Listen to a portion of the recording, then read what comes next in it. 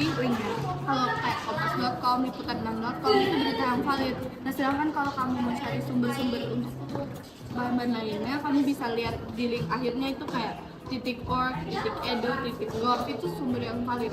Nah kalau kayak gini .id, .com atau blogspot.com itu biasanya nggak valid dan nggak bagus untuk digunakan.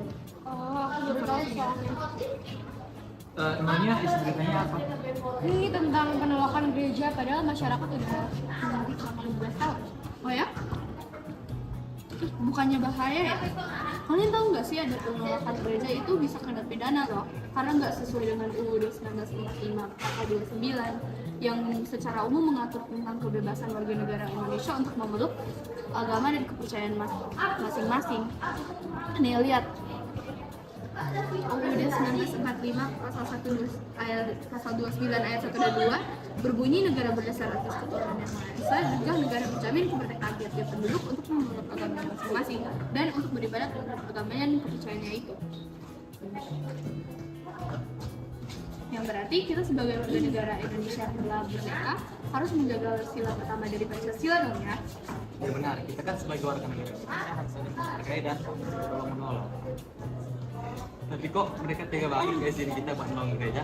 Padahal kan di agama mengajarkan bahwa kita selama manusia harus saling tolong menolong.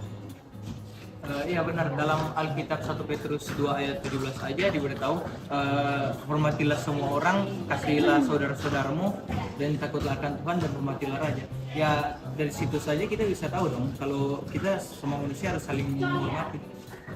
Nah, di Alkitab sama UUD aja dikasih tahu saling menghormati dan menghargai satu sama lain. Iya kan? Iya benar. Gimana kalau kita sebagai warga negara Indonesia yang baik?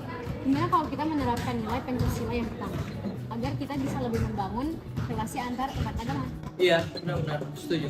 Aku juga setuju. Makanya dari sekarang kita harus saling menghargai dan saling menghormati satu sama lain. Jangan menjatuhkan antar sesama karena kita Bhinneka Tunggal Ika.